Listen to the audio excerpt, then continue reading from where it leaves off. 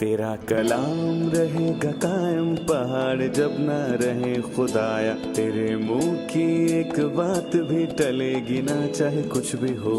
तेरी मान दिए है जिंदा सोने से भी कीमती, मेरा दिल ये दे गवाही है ये किताब अजीम।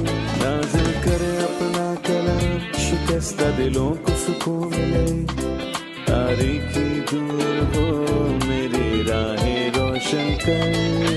दिल अपना कलाम कसरत से ए खुदा बदल दे, रिहाई दे कसरत से फल मिला, कलाम रहेगा कायम पहाड़ जब। अजीज नाजरीन, मैं अयाद ज़रीफ आप तमाम देखने वालों को हमारे रोज के बाइबली मुतालियाती प्रोग्राम की नई किस्त में खुशामदीद कहता हूँ।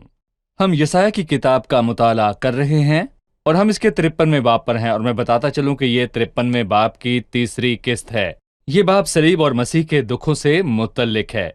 जिस तरह बरा जिसे ज़िबा करने को ले जाते हैं और जिस तरह भेड़ अपने बाल कुतरने वालों के सामने बेजुबान है, उसी तरह वो खामोश रहा। हमने पिछली किस्त में खुदावंद की मशवरत और इंसान के ख्याल के मुतल्लिक जाना। इंसानों का ख्याल ये था कि मसीह को बाकी मुजरमों की तरह एक कब्र में दफनाया जाए, बाकी मसलूब हुए लोगों के साथ जिन्हें यरूशलेम शहर के बाहर फेंका जाता था। लेकिन खुदा का मंसूबा कुछ और ही था कि मसीह को एक नई कब्र में रखा जाए। वो अपनी मौत में दौलतमंदों के साथ मुआ, और हमने ये जाना कि इसके लिए मसीह का एक नई कब्र में दफन होना लाजमी था, ताकि इससे क़यामत की सच्चाई वाज़े हो जाए और ये मसीह की क़यामत का सबूत हो, और ये दफन के वक्त मसीह के एहतराम का जरिया भी बना।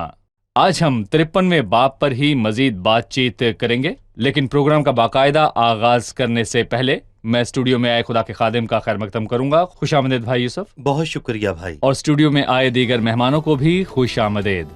हम एक छोटे से वक्फे के बाद मुताले का बाकायदा आगाज करेंगे।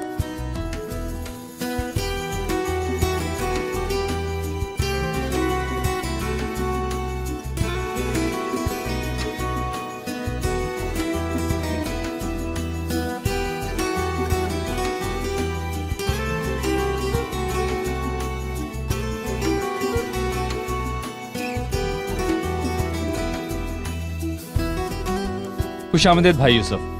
भाई यूसुफ, ये 53वें बाब की तीसरी किस्त है। दरअसल ये बाब इससे ज्यादा का मुस्तहिक है क्योंकि ये इंजील है। जी हाँ।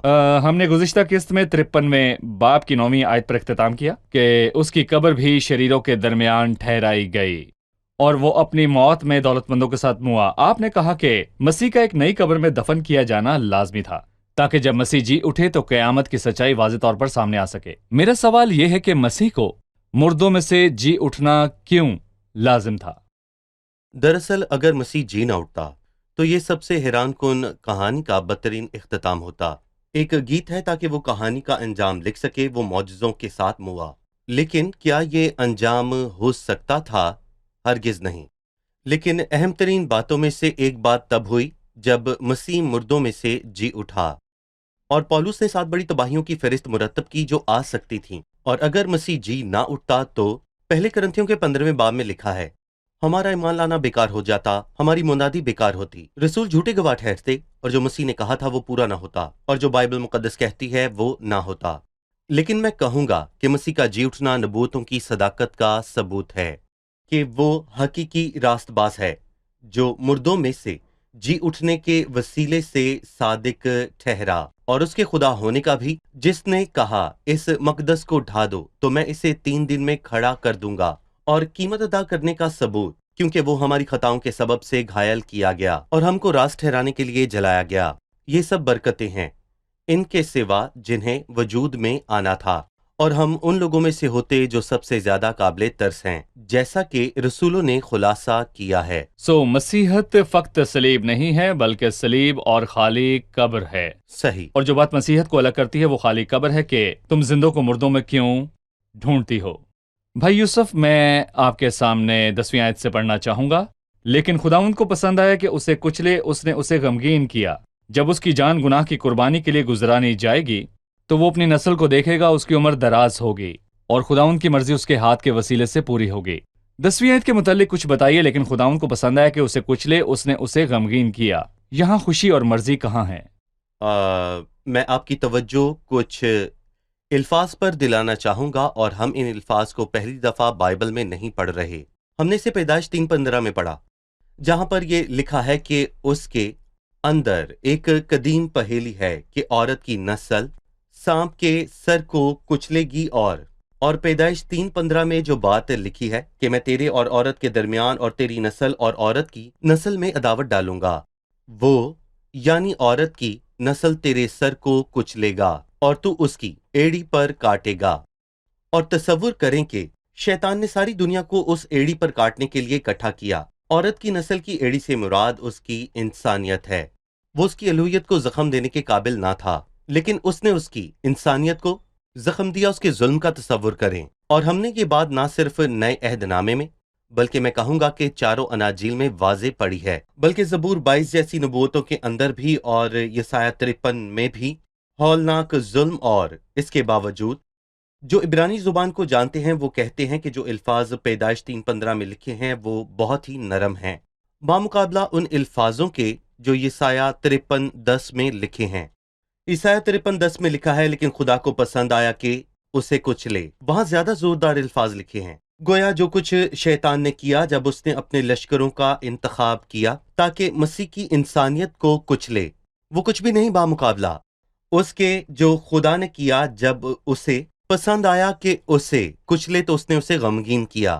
یقیناً یہاں نتیجے کی مرضی کا پورا ہونا ہے جو کہ حیرت انگیز نتائج میں سے ہے، بالکل اسی طرح جیسے کہ اس نے عبرانیوں 12 میں کہا کہ مسیح جس نے اس خوشی کے لیے جو اس کی نظروں کے سامنے تھی شرمندگی کی پرواہ نہ کر کے صلیب کا دکھ سہا۔ یہ بات آسان تو نہ تھی لیکن اس بڑی قیمت کے نتائج قابل قدر تھے۔ اور کبھی کبھار ہم بڑی جدوجہد کرتے ہیں اور یہ ہم جانتے ہیں کہ اس کے نتائج حیران کن ہوں گے، تو ہم تھکے ماندے ہوتے ہیں لیکن نتائج تازہ دم کر دیتے ہیں۔ مسیح کی مانند کوئی تھکا ماندہ نہ ہوا۔ خدا کو یہ پسند آیا کہ اسے کچلے، اور لکھا ہے کہ اس نے اسے غمگین کیا۔ اور مسیح نے ایسے دکھ سہے جو ہماری سوچ اور ہماری سمجھ سے بالا تر ہیں۔ آخر کیوں؟ اس مسرت کی خاطر جو اس کی نظروں کے سامنے تھی، یعنی وہ حیران کن نتائج جس پر ہم اگلی آنے والی آیات پر غور کریں گے۔ جب اس کی جان گناہ کی قربانی کے لیے گزرانی جائے گی تو وہ اپنی نسل کو دیکھے گا، اس کی عمر دراز ہوگی اور خدا کی مرضی پوری ہوگی۔ جہاں یہ واضح ہے کہ جو صلیب کے تمام حالات و واقعات پر اختیار کامل رکھتا ہے وہ خداوند ہے، باوجود اس کے کہ انسان گستاخ تھا جنہوں نے اسے صلیب پر چڑھایا اور کیلوں سے چھیدا اور سر پر کانٹوں کا تاج رکھا اور اس پر عدالت کی اور اس کی پسلی کو بھالے سے چھیدا۔ لیکن یہاں وہ ان تمام باتوں کی وجہ کیا بتاتا ہے؟ خدا کا مقصد۔ اگلی آیت پر جانے سے پیشتر مجھے خدا کے مقصد کے متعلق بتائیں جس نے مسیح کو مصلوب کیا۔ رسولوں نے یہ بات کہی جس کا تذکرہ ابھی آپ نے کیا، کیونکہ باقی تیرے پاک خادم یسوع کے خلاف جسے تو نے مسح کیا، ہیرودیس، پنتوس اور پلاطس غیر قوموں اور اسرائیل کے ساتھ اسی شہر میں جمع ہوئے تاکہ جو کچھ پہلے سے اور تیری مصلحت سے ٹھہرایا گیا تھا وہی عمل میں لائیں۔ سو یہ معاملات خدا ہی کے ہاتھ میں تھے۔ دراصل جس روز لوگوں نے یہ سوچا کہ اب یہ معاملات خداوند کے اختیار سے باہر ہو چکے ہیں تو وہ روز مصلوبیت کا ہے، لیکن ایسا ہرگز نہیں ہے۔ اور میں یہاں پر کہوں گا کہ در حقیقت صلیب کے منظر میں خدا ہی کے ہاتھ میں لمحہ با لمحہ ہر شے موجود تھی، ہر لمحے کا ہر حصہ، اور یہی سچ ہے۔ صحیح، یہ واقعات خدا کے ہاتھ کے اندر تھے۔ جی بھائی یوسف، آپ نے کہا کہ اس کی مرضی کچلنے میں نہیں بلکہ کچلنے کے نتائج میں تھی، اور کہا کہ وہ اپنی نسل کو دیکھے گا، اس کی عمر دراز ہوگی اور خدا ان کی مرضی اس کے ہاتھ کے وسیلے سے پوری ہوگی۔ جب اس کی جان گناہ کی قربانی کے لیے گزرانی جائے گی تو اس کی مرضی سے تعلق رکھنے والے ان نتائج کے متعلق بتائیے۔ جب مسیح موا تو وہ جوان تھا، اس کی عمر تقریباً 33 برس کی تھی۔ وہ شادی کیے بنا ہی مر گیا اور یقیناً اس کی کوئی نسل نہ تھی، اور یہودیوں کے لیے یہ ایک دردناک بات ہے کہ وہ جلد مر جائے اور اس کی نسل نہ ہو، وہ زندوں کی زمین سے کاٹ ڈالا جائے، اور اسی لیے یہ بات لکھی ہے کہ وہ زندوں کی زمین سے کاٹ ڈالا گیا۔ ہم نے اس سے پہلے حزقیہ بادشاہ کے متعلق پڑھا اور دیکھا کہ اس کے لیے یسایہ کے یہ الفاظ اس سے سننا بے حد مشکل تھا، اور اس کی عمر بھی 33 برس تھی اور اس وقت اس کے بال بچے نہ تھے۔ سو حزقیہ کے لیے یہ بات بہت ہی مشکل تھی، اور یہاں ہم دیکھتے ہیں کہ مسیح موا اور اس کی کوئی اولاد نہ تھی، اور وہ بہت جوانی میں مر گیا، مجھے آدھی عمر میں نہ اٹھا۔ لیکن دراصل جو یہ 3 باتیں ہوئیں ان کے نتائج میں کہوں گا کہ بہت ہی حیران کن تھے۔ پہلی بات وہ اپنی نسل کو دیکھے گا جس کے متعلق اس نے یوحنا 12:24 میں کہا کہ جب تک گیہوں کا دانہ زمین میں گر کر مر نہیں جاتا، اکیلا رہتا ہے، لیکن جب مر جاتا ہے تو بہت سا پھل لاتا ہے۔ ہم اپنے متعلق کہہ سکتے ہیں کہ ہم اس کی نسل ہیں۔ اور عبرانی غلام خروج 21 میں کہتا ہے کہ مجھے اپنے مالک سے محبت ہے۔ مسیح نے خدا سے محبت رکھی، مسیح نے کلیسیا سے محبت رکھی اور اپنے بچوں ایمانداروں سے، سو ہم اس کی نسل ہیں اور وہ اپنی نسل کو دیکھے گا۔ کیا وہ بہت سے ہیں؟ جی ہاں، وہ بہت سا پھل لائے اور بہت سے بیٹوں کو جلال میں داخل کرے گا تاکہ وہ بہت سے بھائیوں میں پہلوٹا ٹھہرے۔ تو ایک کثیر تعداد ہے۔ سو پہلی بات یہ ہے کہ وہ اپنی نسل کو دیکھے گا، اور دوسری کہ اس کی عمر دراز ہوگی، کیونکہ وہ علامتیں واقف نہیں۔ اور کچھ لوگ یہ سوچتے ہیں کہ اس کی نسل کی عمر دراز ہوگی۔ نہیں، وہ اپنی نسل کو دیکھے گا جو وہ ایماندار ہیں جو اس پر ایمان لائے، اور مسیح کی عمر بھی دراز ہوگی۔ کتنی دراز؟ 15 برس جیسے حزقیاہ نبی کی ہوئی، اور جیسا کہ ہم یہ پڑھتے ہیں، میں عبدالآباد زندہ رہوں گا۔ جی بالکل۔ زبور 21 میں لکھا ہے کہ اس نے تجھ سے زندگی چاہی اور تو نے بخشی، بلکہ عمر کی درازی ہمیشہ کے لیے، اور اس کے ایام کا کچھ آخر نہ ہوگا۔ یقیناً ہم اس کا ذکر بطور ابن آدم کر رہے ہیں جو مردوں میں سے جی اٹھا اور وہ ابدی خدا ہے۔ بالکل۔ جب یوحنا رسول پتمس کے جزیرے پر خوف زدہ ہوا تو مسیح نے یہ کہہ کر اپنا داہنا ہاتھ اس پر رکھا تھا کہ خوف نہ کر، میں اول اور آخر ہوں اور زندہ ہوں۔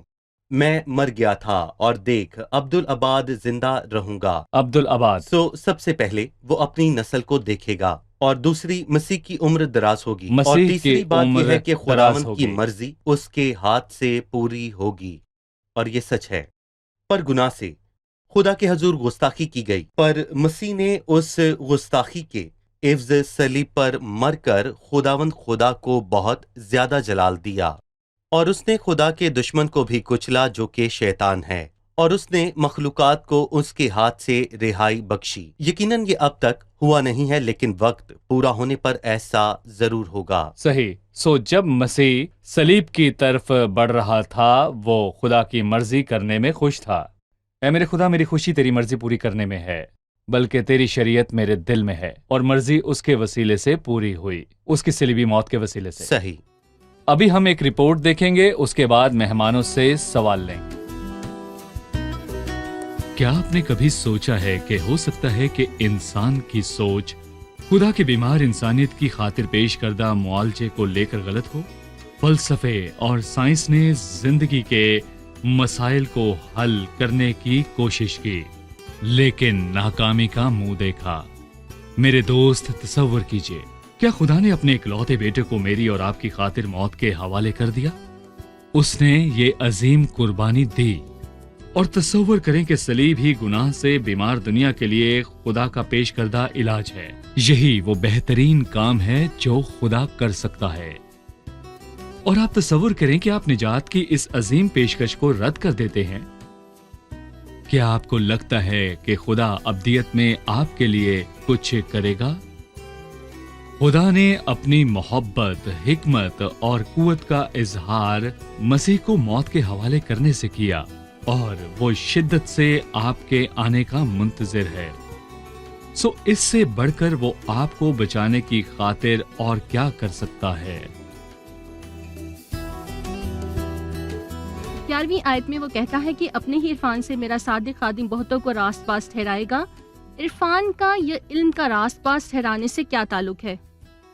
عرفان یا علم کا بہتوں کو راست باز ٹھہرانے سے کیا تعلق ہے؟ اس نے یہ نہیں کہا کہ اپنی موت یا راست بازی سے یا راست بازی سے، بلکہ اس نے کہا اپنے ہی عرفان سے میرا صادق بہتوں کو راست باز ٹھہرائے گا۔ اس حصے کا واضح ترجمہ ہے کہ میرا صادق خادم راستے کے وسیلے سے بہتوں کو تعلیم دے گا، اور ہم اسے پہاڑی واس کے ساتھ بھی منسلک کر سکتے ہیں، جنہیں بہترین باتیں مانا جاتا ہے جو کہیں اور سنی گئی تھیں، اور مسیح کو جاننے کے وسیلے سے بہت سے لوگوں نے راست بازی کی تعلیم پائی۔ لیکن دراصل جب ہم کسی بھی شخص کے سامنے پہاڑی واس کے معیار کو رکھتے ہیں تو ہماری غلطیاں اور پھر میں کہوں گا کہ ناکامیاں صاف واضح ہوتی ہیں۔ لیکن میں کہوں گا کہ ہمیں خوف نہیں کھانا چاہیے، کیونکہ وہ ان کی بدکاری خود اٹھا لے گا۔ اس نے راست بازی سے تعلیم پائی، اور جب ہماری ناکامی ظاہر ہوئی تو وہ ہماری تمام بدکاری کو اٹھانے کے لیے سچ میں ہماری خاطر صلیب پر گیا تھا۔ صحیح۔ آئیے چھٹی آیت سے متعلق سوال لیتے ہیں، جہاں وہ کہتا ہے کہ خداوند نے ہم سب کی بدکاری اس پر لاد دی۔ بڑی زوردار بات ہے کہ اس پر لاد دے۔ سب جانتے ہیں کہ ہر انسان کے اندر گناہ ہے، لیکن جب کہا گیا کہ ہماری بدکاری مسیح پر لاد دی گئی تو اس سے ہمیں مسیح کی فطرت کے متعلق کیا پتہ چلتا ہے؟ دیکھیں، میں صلیب کی کہانی میں ہمیشہ 3 باتوں کا ذکر کرتا ہوں، اور یہ 3 باتیں ہیں۔ توبہ کرنے والا ڈاکو گناہ کے اندر تھا، لیکن اس پر نہیں۔ ہلاک ہونے والا ڈاکو گناہ کے اندر تھا، اس پر نہیں۔ پر مسیح گناہ کے اندر نہ تھا، لیکن اس پر تھا۔ صحیح۔ اور پرانے عہد نامے میں جب کوئی گناہ کرتا تو قربانی گزرانتا تھا، اور اپنا ہاتھ اس قربانی پر رکھ کر اپنے گناہ کا اعتراف بھی کیا کرتا تھا، اور وہ گناہ اتر کر اس قربانی پر چلا جاتا اور اسے بطور ذبح عزی۔ کر دیا جاتا۔ جی، یہاں عوضی کون ہے؟ مسیح۔ کس کی بد کرداری اس پر لادی گئی؟ تمام ایمانداروں کی۔ اور خوبصورت بات یہ ہے کہ کس نے لادی؟ اگر میں لادنے والا ہوتا تو ایک رکھ کر ہزاروں کو بھول جاتا، کیونکہ میرا حساب مختلف ہے۔ میرا حساب بالکل مختلف ہے۔ اگر کسی نے مسیح کو 50 برس کی عمر میں قبول کیا تو وہ اپنی جوانی کے تمام گناہوں کو کس طرح یاد کرے گا جب وہ بے وقوف، نادان اور ناسمجھ تھا؟ حیران کن بات یہ ہے کہ مسیح پر اپنے گناہوں کو لادنے والا میں خود نہیں، بلکہ لادنے والا وہی ہے جو ان کو جانتا ہے، یعنی کہ خداوند۔ پر خداوند نے ہم سب کی بدکاریاں اس پر لاد دیں، لیکن گناہ مسیح کے اندر نہ تھا، ہرگز نہیں۔ اور تم جانتے ہو کہ وہ اس لیے ظاہر ہوا تھا کہ گناہوں کو اٹھا اور لے، اس کی ذات میں اور گناہ اس نہیں۔ کی ذات میں گناہ نہیں، لیکن ہماری بدکاری اس پر لادی گئی، اس لیے وہ ایک عوضی کی موت مرا۔ اور کلام گواہی دیتا اور کہتا ہے کہ مسیح گناہ سے پاک ہے اور اس کی ذات میں گناہ نہیں، اور اس نے کوئی گناہ نہ کیا اور اس کی ذات میں کوئی گناہ نہ تھا، سو وہ پاک ہے۔ سو خداوند نے ہماری بدکاری اس پر لاد دی۔ صحیح۔ اپنی جان ہی کا دکھ اٹھا کر وہ اسے دیکھے گا اور سیر ہوگا۔ اپنے ہی عرفان سے میرا صادق خادم بہتوں کو راست باز ٹھہرائے گا، کیونکہ وہ ان کی بدکاری خود اٹھا لے گا۔ ہمیں اس پر غور کرنے کی ضرورت ہے کہ اپنی جان کا دکھ وہ اسے دیکھے گا اور سیر ہوگا۔ اس نے دکھ سہا اور وہ سیر ہوگا۔ آپ کیا کہیں گے؟ میں اس میں 3 بہت ہی خوبصورت باتیں دیکھتا ہوں۔ وہ کہتا ہے کہ جب اس کی جان گناہ کی قربانی کے لیے گزرانی جائے گی، اپنی جان ہی کا دکھ اٹھا کر وہ اسے دیکھے گا اور سیر ہوگا۔ دوسری مرتبہ، تیسری مرتبہ اس نے اپنی جان موت کے لیے انڈیل دی۔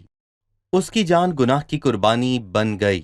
خدا نے مسیح کی جان کو گناہ کی قربانی بنا دیا، اور مسیح نے بھی اپنی جان موت کے لیے انڈیل دی۔ کیا جس نے دکھ اٹھایا اس کا یہ حق نہیں کہ وہ محظوظ ہو اور دیکھے اور سیر ہو؟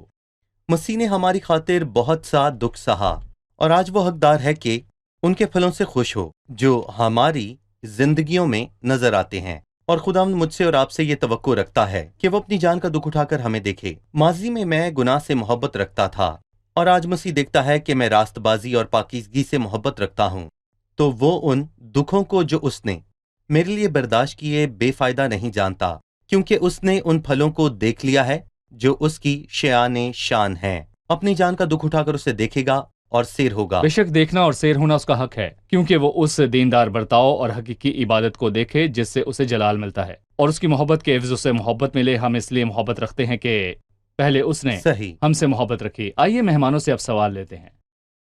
اس نے 12ویں آیت میں کہا، اس لیے میں اسے بزرگوں کے ساتھ حصہ دوں گا اور وہ لوٹ کا مال زور آوروں کے ساتھ بانٹ لے گا، کیونکہ اس نے اپنی جان موت کے لیے انڈیل دی۔ بتائیے کہ بزرگ کون ہے اور زور آور کون ہے؟ صحیح۔ اور یہاں بولنے والا کون ہے؟ اس لیے میں اسے بزرگوں کے ساتھ حصہ دوں گا اور وہ لوٹ کا مال زور آوروں کے ساتھ بانٹ لے گا۔ یہاں بزرگ کون ہے، زور آور کون ہے، اور لوٹ کا مال کیا ہے؟ یہ آیات واقعی اس باب کی مشکل آیات میں سے ایک ہیں، لیکن اگر ہم عبرانی متن کو دیکھیں تو ہم اسے 2 طرح سے سمجھ سکتے ہیں، اور یہ دونوں طرح سے اچھا ہے۔ سب سے پہلی بات کہ وہ لوٹ کا مال زور آوروں میں بانٹ لے گا، اور زور آور یہاں پر وہ ہیں جن کے متعلق افسیوں 4:8 میں کہا گیا کہ جب وہ عالم بالا پر چڑھا تو قیدیوں کو ساتھ لے گیا اور آدمیوں کو انعام دیے۔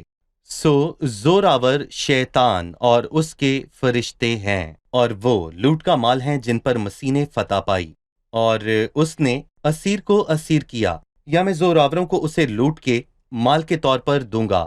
دوسرا مطلب ہے کہ وہ زوراوروں کے لوٹ کے مال کو بانٹ لے گا۔ اور اس سے ہمیں 49ویں باب کا خیال آتا ہے جس پر ہم نے پیشتر غور کیا، اور 24ویں آیت میں لکھا ہے، کیا راست باز کے قیدی چھڑا لیے جائیں گے؟ اور میں کہوں گا کہ یقیناً اس سوال کا جواب یہی ہے کہ ہرگز نہیں۔ دراصل زبردست سے اس کا شکار چھینا جانا ممکن ہے، کیونکہ مسیح جو شیطان سے زوراور ہے وہ آیا اور اس نے زوراوروں کے لوٹ کے مال کو بانٹ دیا، جو کہ شیطان ہے، اور لوٹ کا مال ہم ہیں۔ لیکن خدا کا شکر ہو کہ اس نے ہمیں اس سے آزاد کروایا اور زوراور کے لوٹ کا مال بانٹ لیا۔ جیسے اس نے کہا خدا کہ کا کوئی شکر کسی ہو۔ زبردست کے گھر میں گھس کر اسے لوٹ نہیں سکتا جب تک کہ پہلے اسے باندھ نہ لے۔ صحیح۔ ٹھیک ہے، ہم بزرگ کون ہے؟ جی بالکل وہی بات، بزرگ اور زوراور ایک ہی اور ہیں۔ زوراور میں کہوں گا کہ ایک ہی ہیں۔ صحیح، کیونکہ اس نے اپنی جان موت کے لیے انڈیل دی اور وہ خطا کاروں میں شمار کیا گیا۔ یہ غور طلب ہے کہ اس نے اپنی جان موت کے لیے انڈیل دی۔ آپ نے بتایا کہ خدا نے اس کی جان کو گناہ کی قربانی بنا دیا، اور لوگوں کے لیے سب سے قیمتی ان کی جان ہی ہوتی ہے۔ اگر آپ کسی رہنما کو پوچھیں تو وہ کہے گا کہ میری جان ہی قیمتی ہے۔ وہ جی لوگوں ہاں۔ کو اپنی جان کے لیے قربانی کرنے کو تیار صحیح۔ کرے۔ مسیح کے لیے کہا گیا کہ اس نے اپنی جان موت کے لیے انڈیل دی۔ اس نے خود کو ہماری خاطر بے قدر کر دیا اور حلیم بنا، اس نے اپنا آپ دے دیا۔ آپ کے خیال میں مسیح اپنے لیے کیا رائے رکھتا تھا؟ دیکھیں، میں کچھ دیر پہلے غزل الغزلات کی کتاب پر غور کر رہا تھا۔ اس کے 3 باب میں سلیمان نے اپنے لیے ایک پالکی بنوائی، اور وہ ہمیں بتاتا ہے کہ اس نے اپنے لیے کیا کچھ کیا۔ لیکن اس کے بعد میں نے سوچا کہ وہ جو سلیمان سے بھی بڑا ہے وہ آیا، اس نے اپنے لیے کیا کیا؟ دراصل اس نے سب کچھ ہمارے لیے کیا، ہم جو غریب ہیں ان کے لیے کیا جن پر شیطان کا قبضہ تھا۔ لیکن اس نے اپنے لیے کیا کیا؟ اپنے لیے کچھ نہ کیا، یہاں تک کہ شیطان نے کہا کہ ان روٹیوں کو کہہ کے پتھر بن جائے، لیکن اس نے نہ کیا، کیونکہ وہ خود کو خوش کرنے نہ آیا۔ اور جب اس نے سلیب پر کہا کہ میں پیاسا ہوں تو اس نے لوگوں کی پیاس بجھائی۔ وہ اپنی پیاس بجھا سکتا تھا، لیکن اس نے ایسا نہ کیا۔ جیسا کہ آپ نے پہلے کہا، اس نے خود کے لیے کچھ نہ کیا، اس نے خود کو بے قدر کر دیا۔ اس سے زیادہ محبت کوئی شخص نہیں کرتا کہ اپنی جان اپنے دوستوں کے لیے دے دے۔ میں خدا کے بیٹے پر ایمان لانے سے، جس نے اپنے آپ کو میری خاطر حوالہ کر دیا، اور مسیح نے کلیسیا سے محبت رکھی، اور آخر میں وہ کہتا ہے کہ اپنے آپ کو خدا کے سامنے بے عیب قربان کر دیا۔ مسیح نے اپنی جان اڈیل دی، اور یہ کام اس نے اپنی خوشی کے لیے نہیں بلکہ باپ کی خوشی کے لیے کیا۔ صحیح، تو بھی اس نے بہتوں کے گناہ اٹھا لیے اور خطا کاروں کی شفاعت کی۔ اس نے گناہ اٹھائے اور شفاعت کی۔ اس سے ہمیں مسیح کے متعلق کیا پتہ چلتا ہے؟ دیکھیں، لوکا کی انجیل میں ہم واضح طور پر دیکھتے ہیں کہ جب وہ اسے چھید چکے تو 7 صلیبی کلمات میں سے پہلا کلمہ یہ تھا کہ آئے باپ ان کو معاف کر، اور وہ ان کی خاطر شفاعت کر رہا تھا اور ان کے بدلے معافی مانگ رہا تھا، کیونکہ وہ جانتا تھا کہ وہ نہیں جانتے کہ کیا کرتے ہیں۔ اس نے بہتوں کے گناہ ان تاریک گھنٹوں میں اٹھائے، اور جب اس نے خدا سے منت کی تو اس نے ان خطاکاروں کے لیے شفاعت بھی کی، اور آج بھی مسیح خطاکاروں کے لیے شفاعت کرتا اور ان کے لیے التجا کرتا ہے، اور مبارک ہیں وہ جو مسیح کو جان چکے ہیں اور اپنی زندگیاں اسے دے چکے ہیں۔ آپ نے لوکا کی انجیل کی طرف اشارہ کیا، اور واضح طور پر اس باب اور اناجیل کے درمیان تعلق ہے۔ ہمیں اس تعلق کے متعلق بتائیے۔ آپ نے بتایا کہ اس حصے کا تعلق دراصل لوکا کی انجیل سے ہے، تو باقی اناجیل جو کہ 12ویں آیت ہے، اور اس میں 4 حوالے موجود ہیں، اور ان میں سے ہر ایک انجیل کی طرف اشارہ کرتا ہے۔ مثلاً اس لیے میں اسے بزرگوں میں حصہ دوں گا، اور وہ لوٹ کا مال زوراوروں کے ساتھ بانٹ لے گا۔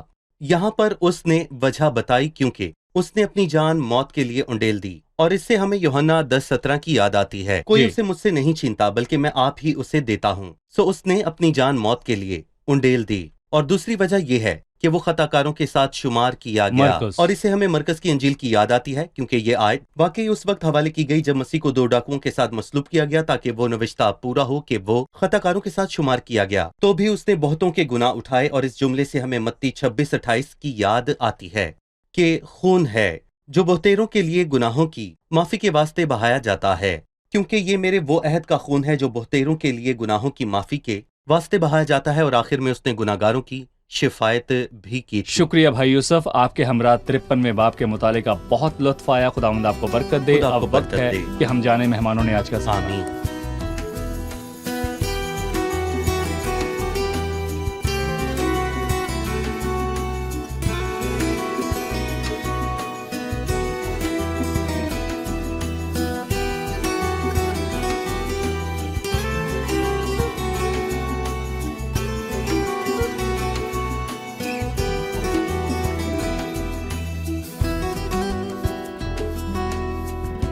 آج ہم نے سیکھا کہ مسیح کا جی اٹھنا لازمی تھا. بتائیے کہ مسیح کا جی اٹھنا لازمی کیوں تھا؟ اس کا جی اٹھنا لازمی تھا کیونکہ سب سے پہلے تو اس نے کہا اس مقدس کو ڈھا دو تو میں اسے 3 دن میں پھر سے کھڑا کر دوں گا. صحیح.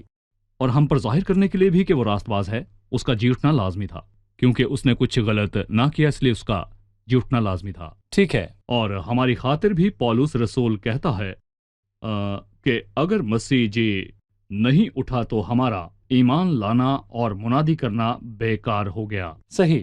تو مسیح کا جی اٹھنا لازمی تھا تاکہ ہم اس سے فائدہ اٹھائیں اور اس کا تعلق اس کی ذات سے بھی تھا.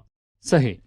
سو مسیح کی قیامت لازمی تھی تاکہ اس کی صداقت کا ثبوت ہو اور اس کے صلیبی کام کا خاتمہ ہو تاکہ ثابت ہو کہ اس کا کام پورا ہو گیا. مسیح کا جی اٹھنا لازم تھا تاکہ وہ نئی مخلوق کا سردار ہو ہماری خاطر. اس کی باتوں اور پرانے عہد نامے کی تمام باتوں کے اظہار کی خاطر. اس کی شخصی باتوں اور پرانے عہد نامے کی باتوں کی صداقت کی خاطر کیونکہ اس نے کہا اس مقدس کو ڈھا دو تو میں اسے 3 دن میں کھڑا کر دوں گا. 10ویں آیت میں ایک بات کہی گئی لیکن خداوند کو یہ پسند آیا کہ اسے کچلے اس نے اسے غمگین کیا.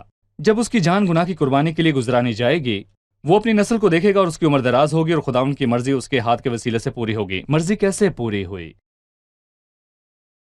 ہم اس کی مرضی کے نتائج دیکھیں گے. پہلا نتیجہ کہ وہ اپنی نسل کو دیکھے گا اور جب تک گیہوں کا دانہ زمین پر گر کر مر نہیں جاتا اکیلا رہتا ہے. جب مر جاتا ہے تو بہت سا پھل لاتا ہے اور اس کے بعد ہے کہ اس کی عمر دراز ہو گئی. اس کی نسل نہیں بلکہ خداوند کے ایام کا اخیر نہ ہوگا. وہ ابد تک رہیں گے اور اس کے بعد کے خداوند کی مرضی اس کے ہاتھ کے وسیلے سے پوری ہو گئی. اور اس کی صلیبی موت میں. جی بالکل صحیح. صحیح. 12ویں آیت ہے اس لیے میں اسے بزرگوں کے ساتھ حصہ دوں گا اور وہ لوٹ کا مال زور آوروں کے ساتھ بانٹ لے گا. ایک سوال تھا اور وہ سوال یہ ہے کہ یہ بزرگ اور زور آور کون ہیں اور لوٹ کا مال کیا ہے؟ جب ہم اصل متن کو دیکھتے ہیں تو ہم اس سے 2 طریقے سے سمجھ سکتے ہیں. ہم سمجھ سکتے ہیں کہ خدا اسے لوٹ کے مال میں زور آور دے گا اور شیطان اور اس کے فرشتے زور آور ہیں جس کا مطلب ہے کہ اس نے ان پر فتح پائی اور وہی اس کی لوٹ کا مال ہے جیسا کہ ہم افسیوں کے 8ویں باب کی 4تھی آیت میں دیکھتے ہیں. یا اس کا یہ مطلب بھی ہو سکتا ہے کہ وہ زور آوروں کی لوٹ کا مال بانٹ لے گا اور زور آور شیطان اور اس کا لشکر ہیں. صحیح. جی بھائی زبردست. کیا سب نے صحیح کہا؟ جی ہاں. آپ سب کا شکریہ. خدا آپ کو برکت دے. اگلے پروگرام میں پھر خدا آپ ملاقات. کو برکت دے.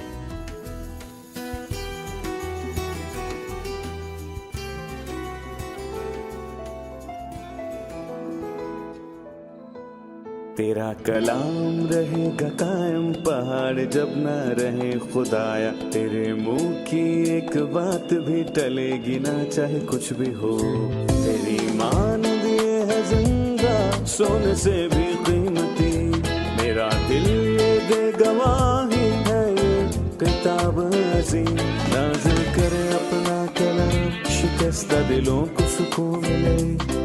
تاریکی دور ہو میری راہیں روشن کر. دل اپنا کلام کثرت سے اے خدا بدل دے. رہائی دے کثرت سے پھل میں لاؤ. کلام رہے گا قائم پہاڑ جب نہ رہے خدایا. تیرے